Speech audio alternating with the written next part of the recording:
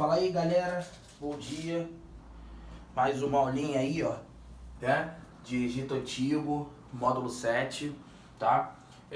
Bom, as características que você tem que gravar do Egito Antigo, né, é que o Egito, assim como a Mesopotâmia, faz parte da região do Crescente Fértil, tá? Gente, então, uma vez o Egito fazendo parte da região do Crescente Fértil, né, você tem que ter em mente que essa sociedade também surgiu, né, da construção de grandes obras hidráulicas. Essa cidade também surgiu, né, do desenvolvimento da agricultura após a Revolução Neolítica, tá? Não à toa nós estamos estudando ela logo após o estudo sobre Mesopotâmia. Tranquilo isso, gente? Então, o Crescente Fértil, ele não só se restringe ao território do Oriente Médio, que é onde a Mesopotâmia está localizada, né? No caso hoje a Mesopotâmia, né, o atual Iraque, como também ao Nordeste da África, né? Então, ou seja, essa região do Crescente Fértil, ela pega do Oriente Médio ao Nordeste da África, englobando o que a gente conhece, né? Agrupando o que a gente conhece como o Egito Antigo. Tranquilo isso, gente? Então, o Nordeste da África, ele é, né, muito importante,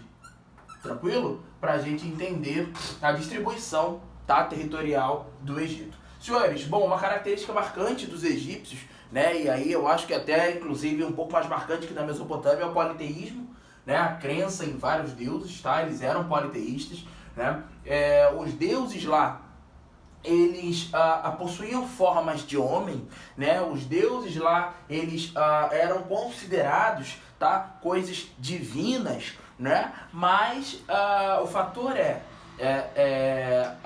o povo egípcio, né, tinha uma ideia de que os deuses eram super-heróis, né, que os deuses salvariam, que os deuses eles salvavam, tá, as populações. E com isso, né, alguns humanos que viviam no Egito Antigo foram considerados deuses. Então, quando o povo egípcio ele dava característica humana a uma coisa que era sagrada, essa política, né, de caso esse termo, o termo que se dá para essa relação é antropomorfismo, né, quando você dá coisa, né, da característica humana a coisas que não a coisas que são sagradas, né, coisas que não existem. Bom, senhores, na divisão temporal do Egito Antigo, né, nós podemos dividir em Antigo Império, nós podemos dividir em Médio Império e Novo Império. Tranquilo isso? Qual é a marca do Antigo Império? O desenvolvimento primário da agricultura, tá? Isso aí a gente tem que ter mais ou menos essas definições, isso aí você tem melhor na sua apostila, mas aqui o marcante do Antigo Império é o desenvolvimento da agricultura e a construção de pirâmides, tá? Isso aqui não deixa de ser importante, a construção de pirâmides também começou lá no Antigo Império, né, no Nordeste da África.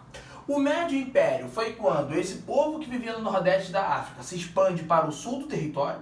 Então, ou seja, você tem aí um movimento de expansão territorial, tá? E também, ao mesmo tempo que o Egito cresce territorialmente, ele é invadido, tá, senhores? Então, ou seja, a segunda setinha aqui para vocês aí, ele sofre invasões semitas. Senhores, entendam que semitas eram povos descendentes de Sem, né? E o que são povos descendentes de Sem? Sem eram aqueles deuses que vinham, né, na linhagem Noé, Sem, Terá e Abraão, de uma concepção monoteísta, tá? Então o próprio Egito Antigo, ele é perseguido pelos monoteístas, tá, senhores? Os povos semitas, tá? Os povos semitas são os povos judeus, beleza? Isso, só que essa nomenclatura de judeus, ela vem mais pra frente, perto do nascimento de Cristo. Aqui nesse momento, os monoteístas que acreditavam na linhagem do Abraão,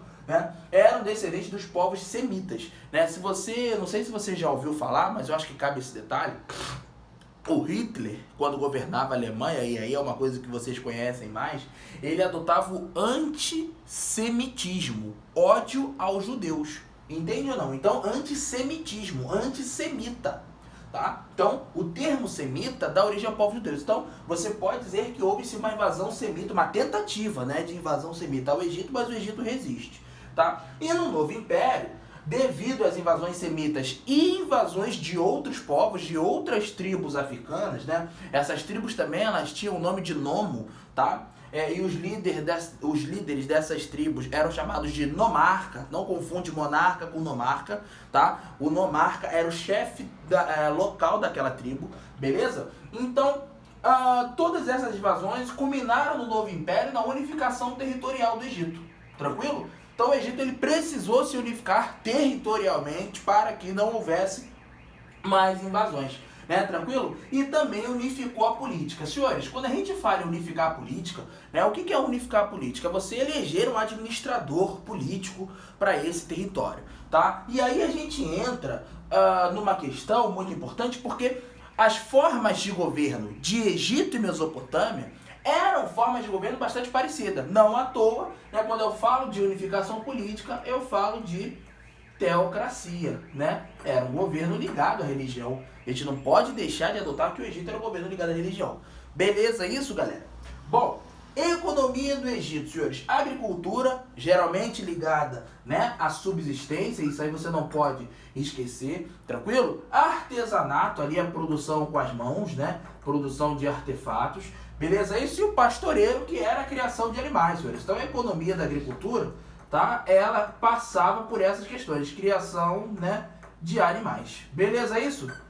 Bom, essa economia geralmente era externa, mas com o passar do tempo, o Egito Antigo começa a trocar produtos com regiões do Oriente Médio, inclusive com até a própria Mesopotâmia. Beleza isso, senhores? Bom, se tinha moeda ou não na economia egípcia, é muito difícil a gente fazer ser muito taxativo, tá? Mas há relatos, vejam, há relatos que a economia no Egito possuía um tipo de moeda, tá? Mas há outros historiadores que defendem que não existia um tipo de moeda. O fator predominantemente, é uma economia amonetária, uma economia sem moedas. Mas cabe a observação que em algumas regiões do Egito havia moeda de troca.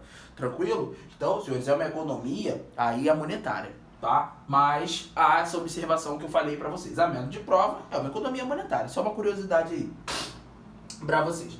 Bom, senhores, como dividia, né? Como era dividida essa sociedade do Egito Antigo? A sociedade era dividida no faraó. Aí provavelmente já deve ser de conhecimento de vocês quem era o faraó. Era o líder político, né? O líder religioso, a pessoa que era reverenciada dessa sociedade, né? E o faraó ele era tão importante que é por conta do faraó que as pirâmides foram construídas, tá? Para quem não sabe o que era a pirâmide era uma espécie de túmulo para o faraó, né? Por que era uma espécie de túmulo para o faraó? Porque no Egito acreditava na vida após o que, gente? Após a morte, tá? Então, como os egípcios acreditavam na vida após a morte, eles queriam conservar o corpo desse faraó e faziam um processo de mumificação, transformavam esses faraós em mímica, né? Processo da mumificação.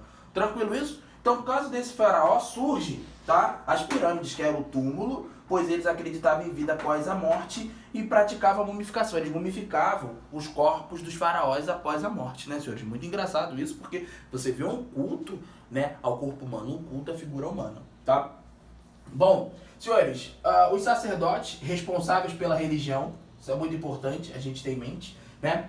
Os funcionários públicos que são responsáveis pela burocracia do Egito Antigo, então registrar moeda, registrar mercadoria, né, cuidar das ordens dos reis, passar aquilo para a escrita, lembra? Que já existia escrita aqui no Egito Antigo, tá? Os soldados, funcionários responsáveis pela administração territorial, tá? Os escribas responsáveis por traduzir esses documentos, por cuidar dos documentos escritos do Egito Antigo, né? O comerciante, óbvio, senhores, com a função de comerciar, né? E fornecer mão de obra, fornecer condições. Artesão, com a função de produzir, né? Já que eu falei que a economia para você dependia do artesanato. O camponês, o cara que trabalha no campo, tá? E o escravo, beleza? O escravo que fazia o trabalho forçado, tá? No Egito Antigo.